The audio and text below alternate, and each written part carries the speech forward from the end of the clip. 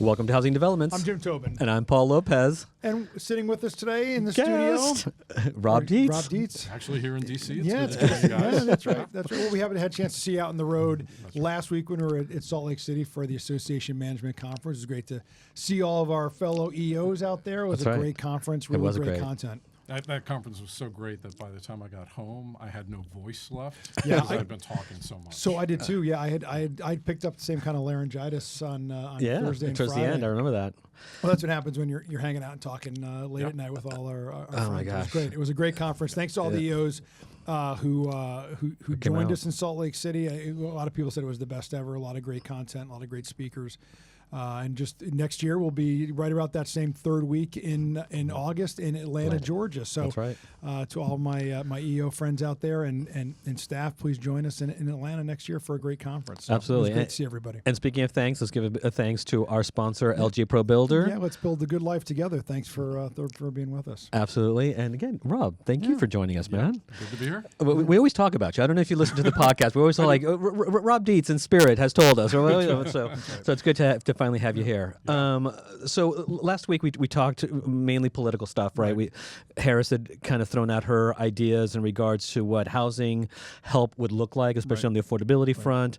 I guess let's start there with you. Like, not that you've actually had to crunch the numbers, but just kind of what gives you a sense? I mean, people are starting to talk about this is kind of good in theory, but what does that do with the deficit? Yeah, I mean, let's give some credit that housing is a campaign issue, which 100%. feels like the first time, at least in Our my careers, experience here at NAHB, which Right. is good. It's a reflection of housing affordability at more than a decade low and the inventory crisis.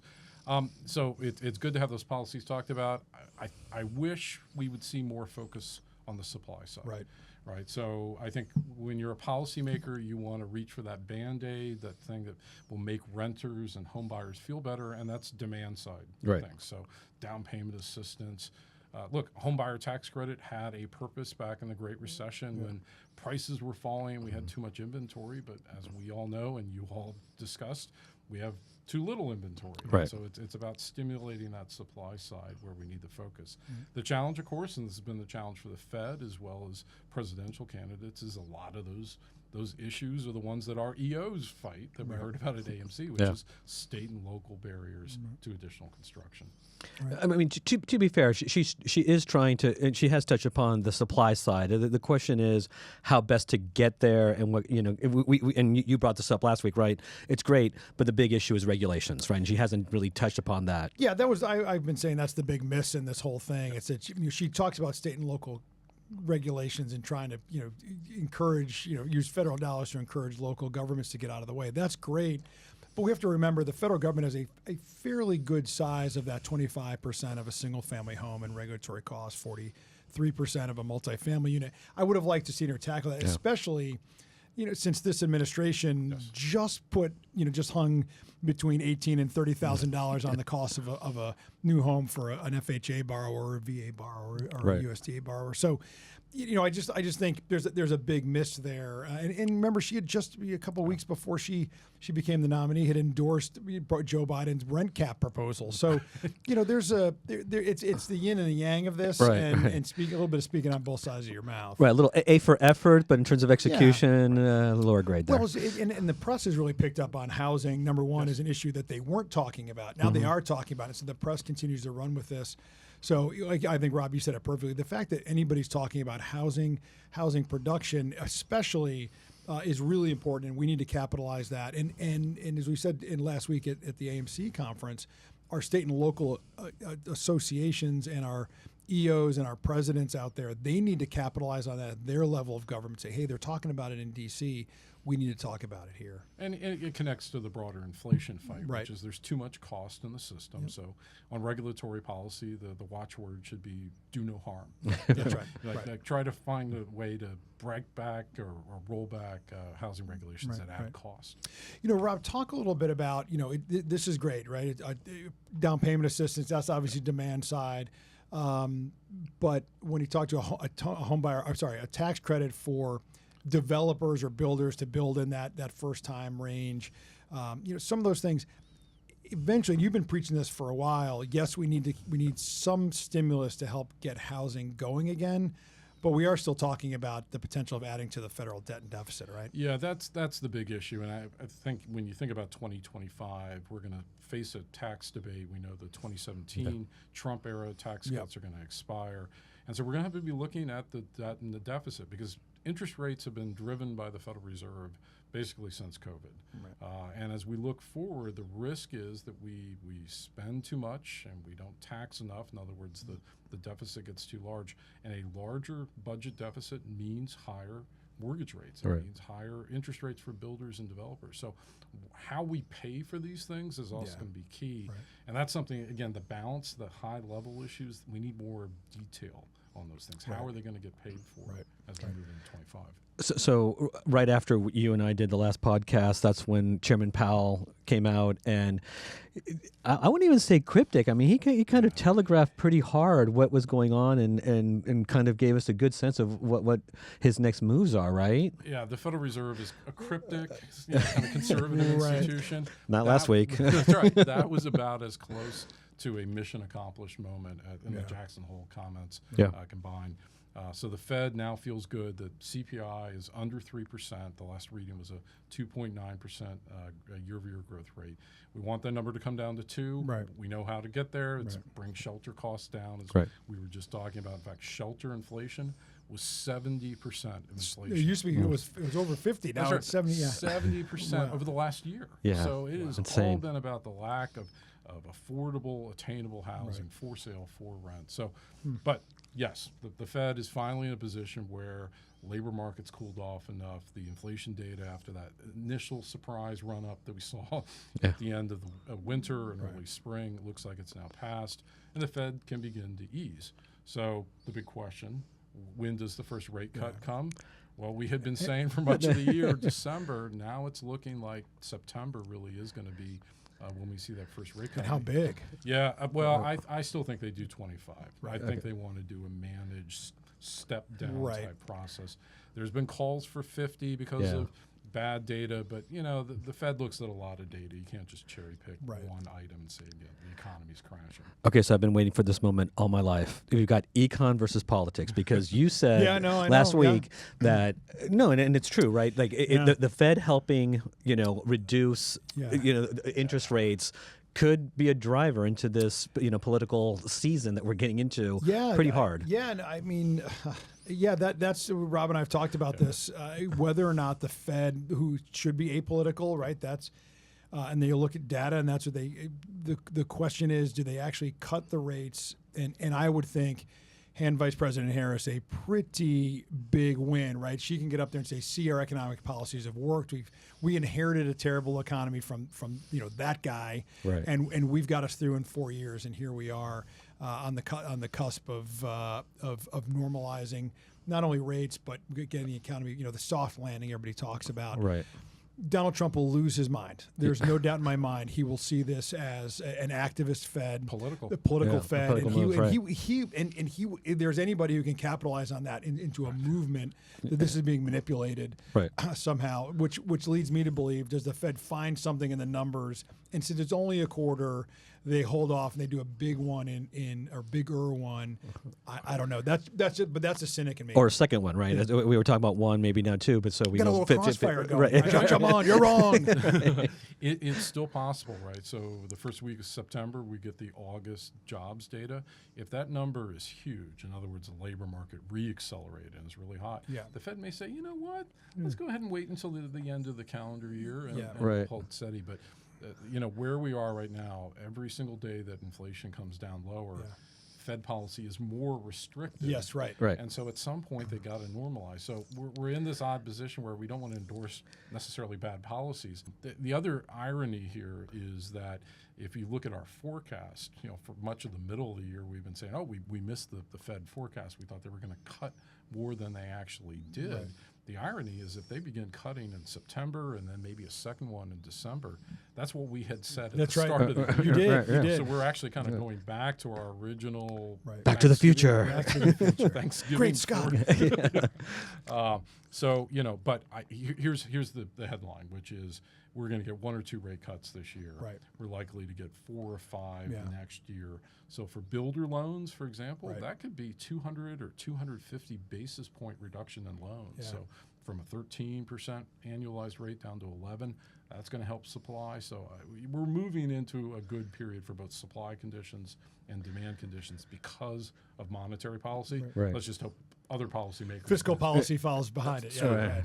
right. And home sales that were abnormally strong, right, last month. But they also revised the really bad July numbers, right? Remember, July kind of tanked, but they revised them. They were a little bit better. The new home sales numbers were so strong that we actually were looking at it and said, you know what, that could be revised a little bit lower. Right, they're so volatile The new month home to month. sales number Yeah. jumps all over the place. Yeah. But Right. you look at inventory conditions right now. I think builders need to kind of go into 2025 with their eyes wide open, which is existing inventory is going to rise because as mortgage rates go down, that mortgage rate lock-in effect is going to release somewhat. So Yep. some homeowners are going to put their homes in the market where they Right. haven't in Right. the past. So competition is going to go up, but demand is also going to increase Right. because the housing affordability conditions. are So, gonna so follow that train of thought on mortgage rates. So we're kind of right. We're kind of been hovering around 6.5%. 6.5. For a few weeks, right? We're kind of way off the highs now. And if the Fed does cut a couple, we're going to see mortgage rates march lower, or you don't think so? Yeah, move lower. It's not going to be 1 for 1. Okay, so right, Just right. because the Fed cuts, for example, by 100 basis points, Right. doesn't mean mortgage rates are going Right. to go down by 100. But in our model, as we think we're going to get at least 2 to 250 basis point cuts on the short end of the curve, which Right. is where the Fed Yeah. has an impact, it will drive mortgage interest rates below 6% during the second half of next year. Right. And that's been in our consumer survey research. If you can get a mortgage rate that begins with 5.9, 5.8, Right. Yeah, you're going to a get. disproportionate amount of demand comes in the market, and I think that's going to be good up and down the housing market. But we've been seeing a lot, and we talked about this again last week about a lot of fence sitters, right? People who are waiting say to try and do it. You don't think it happens at a quarter point because you think it might be up until next year when things start hitting that 5.95 or what have you? Life happens, so some people have to kind of get Yeah, in yeah, the sure, market. sure, but sure. I think you will see a little uptick, exactly what you're suggesting, of fence sitters who say, you know, why lock into a mortgage right now when I could wait 6 months and maybe get a lower rate? But that's where builder buy downs and other kinds of incentives keep a competitive advantage for the builder in the market Right. over that existing homeowner. Right. Yeah, talking to some folks, I was in Michigan and then in Denver after AMC and visiting with our Colorado members. There is exactly what you're talking about, Paul, which is this. People feel like they're going to try to time the market because we just saw this big kind of quarter point drop over the last couple of weeks. Well, wait a minute. If I wait a couple weeks more, is it another quarter point? And I think there's part of that. There clearly is this the political. They're trying to figure out who's going to run for president. I'm sorry, who's going to win the presidency and inherit the next economy and who do they trust to do that? So there is this kind of pause right now, and for builders and new home sales agents, the idea of sort of date the rate and marry the home Right. really does apply here, Yeah. which is, you might have a high fixed rate, but if rates go down by 75 basis points, economically, you're better off just going ahead and refi. Right. So there are strategies along with builder Right. sales incentives that can, kind of navigate this process. But Yeah. we will see some housing demand held back by buyers. And which the message is, if you are a consumer out there, it's still a good time to buy a house. We know that rates are still generationally low, or maybe not generationally low, but they're certainly historically low. Right. But the idea is, if you are in the market to buy a house, don't hesitate, because it's going to get more competitive as rates fall, and you're better off getting in and refining as that market starts to come back too. And it's almost sort of like a little bit of a sweet spot, right? Like kind of as we're seeing rates kind of coming down, we're seeing inventory moving up.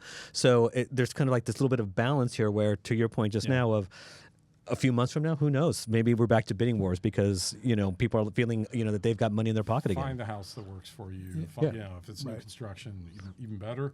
But find that house and then figure out the financing. And Rob, you've been saying this is maybe the crystal ball portion of the podcast, is how fast does demand come back? Yeah. And so you're talking 4 or 5 rate cuts next year, maybe even 5 or 6. So by a year from now, we could have potentially 2 under our belt in 24, plus 4 more at this point next year. Yeah. Where does that put mortgage rates roughly? And I think is that you think end of next year, we're at 6 or right? 5 and 3/4. Yeah, at right. the end of next year. Yeah. I think we dip below that 6% number, and that actually represents, at least theoretically, millions of potential home buyers that come back in the market. Now, in any given year, that represents Right. a few 100,000 actual buyers. Right. But we're talking 10, 20% increases in demand. Many of those buyers will bring supply with them, though. Right. That's going to be Right. kind of a give and take. Right. And then kind of we've been talking a while that new home sales in many places was the only game in town, right? Up to 30%, where historically it's been closer to 8 to 11%. 30% of inventory right now is new construction. Right. Historically, it was 12. Right. So as resale inventory goes up, that number is going to come down. Right. Builders are going to face some additional competition. It's not apples to apples, right? Right. It's apples to oranges. It's Right. less energy efficient homes, Sure. less resilient. But that inventory is going to be there. And that could cause, in some markets, home price growth to slow, which from a buyer perspective, lower rates and some slowing of home price growth while incomes go up, Right. those are improving affordability Right. conditions. But we're still going to have a shortage, right? As demand comes back, we're not building enough homes, or local governments are keeping their foot on, the chest of home building in this country and kind of suppressing it, right? The structural deficit Yeah. of roughly about 1.5 million homes Yep. is going to remain, and it's going to take 5 to 10 Right. years Right. to really put a dent in that, and that's Right. going to occur through Right. single-family home building Right. being above 1.1 Right. million a year.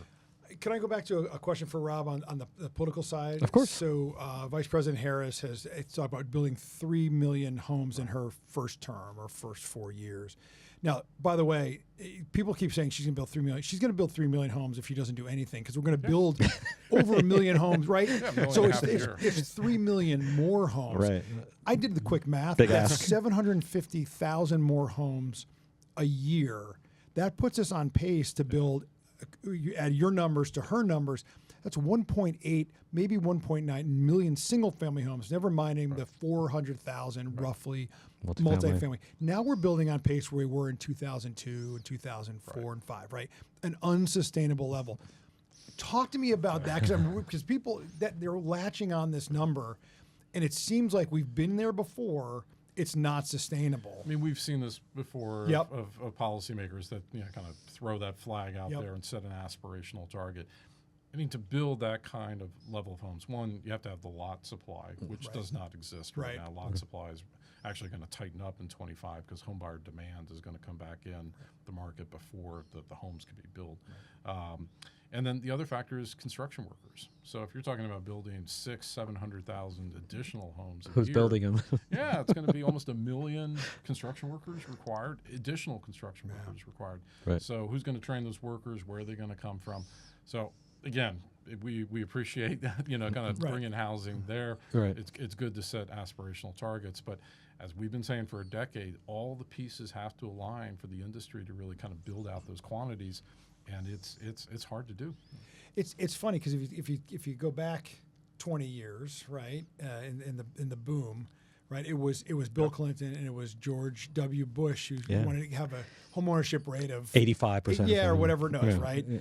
And we saw what happened when the lending community, decided to make it easier for people to own a home. We did reach that 2 million unit production. Right. And we saw what happened, right? But this time, same level of production, but we're doing it a different way. Yeah. And I still think it's, but rather than creating I guess the demand side and fueling that through the the mortgage markets and making it easier. Now the real governor to reaching that goal is going to be Supply side. It's supply side. Do you have the workers? Do you have the lots? Do you have the lumber? I mean, Right. we just But do you have the saw- local governments who are actually willing to do this? That's Right. right. Yeah. And I was thinking about lumber markets. Like we saw what happened in Yeah. 2018. We saw what happened to lumber prices in 2021. There's a run up when you get a huge amount of demand. What policies are going into place to solve all those supply side issues in the market in order to build that additional supply? And that's why, and this is going to be a weird segue, and I can't wait to see Paul's face when I say this, but and that's why, and we've been saying, I've been trumpeting as demand picks up, we're going to watch supply side constraints, not supply side constraints, sorry, building material supply chain constraints. It's a great opportunity for all the builders out there to make sure you're coming to IBS because you need to find other avenues to get your building materials, to get your projects done, right? So that means looking at international partners. IBS is going to be critical this year. Yeah. I just feel that you've got to make sure you've got options out there. If we do, a year from now, I'm sure we're going to be receiving a lot of It's going to be calls. optimistic. It's going to be exciting. I think there's going to be a lot of talk about innovation at the next Right. RBS. Yeah. Right. Because the expectation, we're going to be building more. Right. There's going to be more demand. How do we do it more efficiently? Right. Right. Whether that's from policy or just the nuts and bolts Right. of building. Right. Yeah. Interesting. Okay, so before we leave, because we got to wrap up here, as we speak, I always like to end on a political question. So, the debate September 10th. Is it going to happen? Is it going to happen? I think it happens. It's just posturing. Right? Okay. Yeah. Now they're arguing over the microphones and they're blaming each other for Right. who wants to turn the microphones and they off. flipped, right? Yeah, it's absurd. Yeah, I think it's just posturing ahead of it. Yeah, I bet it happens. The real issue for me is whether or not they do a second or third debate somewhere. Right. Trump wants one on Fox. They haven't done one on NBC. NBC is the other Right. one. So we'll see if they do that. There is the narrative is finally starting to speed up that the vice president is not doing sit-down interviews, that she's actually only good scripted in front of a teleprompter. Oh, I don't think that's necessarily fair. I think she's pretty good on the fly. So anyway, it's more fascinating political theater than. Okay, the last time she debated was Mike Pence when that giant fly landed on Mike Pence's head. Yeah. Was that subliminal when you said, "Oh, she's good on the fly"? Oh, that's funny. Yeah, that's a good pull. No, I don't remember that. Yeah, I think, but the press is starting to finally say, hey, enough's enough. I mean, She's gonna start answering questions, right? Like she's kind of like does. been skirting this honeymoon period, everything else, fine. yeah, but because she's going to ask tough questions on food prices and government controls and things like that. And, Right. And she's either got to walk it back or jump and embrace it. And either way, it's yeah, it's not good for her. So, so. all right. Yeah, interesting. Well, to be continued, as always. Rob, thank you for being here, Yeah, man. thanks. It's Right. great Yeah, to join. yeah. I feel like I only see you guys on the road. That's right. So- We're at events, so it's good to see you here in DC. Yeah, it's rare that you come to the, into the where's studio. your next travels? I'm going to North Carolina next week, and then eventually Dayton, Ohio, my hometown. Oh, hometown. And, my home local, I guess you That's could right. say. That's right. You going back to your high school or anything like that? I Are they will gonna- see some high Prom? school friends, but I'm looking Nice. forward to talking to builders, and I think the Lieutenant Governor of Ohio is going to be excellent. attending that event. Excellent. So Oh, it's very great. cool. Should be Awesome. good. Excellent. All Well, right, that's a good. wrap. Yeah, nice. All right. Until next time, I'm Jim Tobin. And I'm Paul Lopez. See you. Bye.